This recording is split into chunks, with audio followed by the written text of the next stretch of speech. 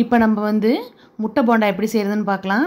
அதுக்கு பாருங்கள், முட்டையை வந்து ஒரு சட்டியில் வச்சு தண்ணியெல்லாம் ஊற்றி உப்பு போட்டு வேக வச்சிடலாம். ஒரு 7 நிமிஷம் வெந்தால் போதும், முட்டை வெந்துடும், கரெக்டாக இருக்கும். இப்போ பாருங்கள், ஓடெல்லாம் உரிச்சிட்டு 2 அரிஞ்சிக்கலாம். அப்படியே முழுசாகவும் போடலாம், நான் வந்து 2 அரிஞ்சு வச்சுருக்கேன்.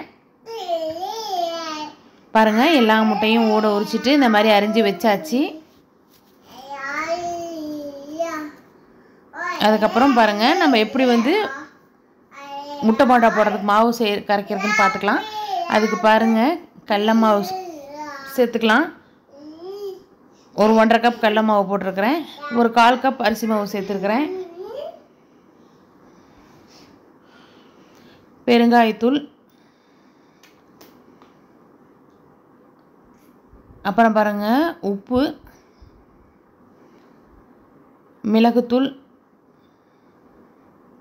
மிளகாய்த்தூள், அப்புறம் பூண்டு நசுக்கி வச்சுருக்கேன், அதையும் சேர்த்துடலாம். இப்போ தண்ணி ஊற்றி கொஞ்சம் கொஞ்சமாக கட்டி இல்லாமல் பிசைஞ்சிக்கலாம். பாருங்கள், இந்த பதத்துக்கு கரைச்சாச்சு.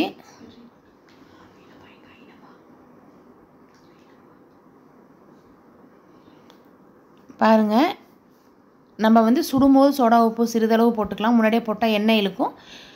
அதனால் கரெக்டாக அந்த எண்ணெய் சூடாகி நம்ம போடுற டைமில் வந்து நம்ம சோடா உப்பு போட்டுக்கலாம். இப்போ பாருங்கள், முட்டையெல்லாம் நம்ம மாவில் வச்சு ஒன்று ஒன்றா எடுத்து நம்ம வந்து எண்ணெயில் சேர்க்கலாம்.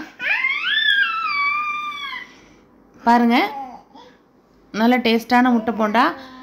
இந்த மாதிரி போடும்போது இந்த அளவில் நல்லா கிறிஸ்பியாகவும் இருக்கும், நல்லா டேஸ்ட்டாகவும் இருக்கும்.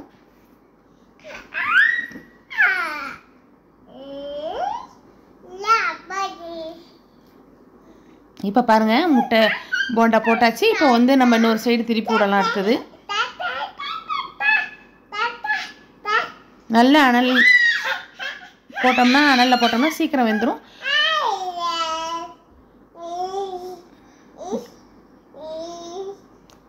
ரொம்பவும் கொதிக்கவும் விடக்கூடாது, அதே சமயம் சூடு இல்லாமலும் போட்டுறக்கூடாது. சூடு இல்லாமல் போட்டால் எண்ணெய் இழுத்துரும். பாருங்கள், வெந்துருச்சு. இப்போ திருப்பி போட்டாச்சு. நல்லா டேஸ்ட்டான முட்டை போண்டா ரெடி ஆயிடுச்சு. இப்போ எடுத்துடலாம் ஒரு பிளேட்டில்.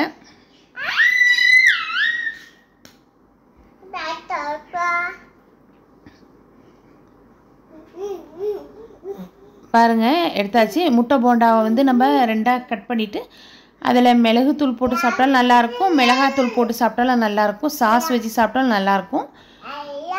பிடிச்சிருந்தா ட்ரை பண்ணுங்கள், ஷேர் பண்ணுங்கள், கமெண்ட் பண்ணுங்கள், மறக்காமல் சப்ஸ்கிரைப் பண்ணுங்கள்.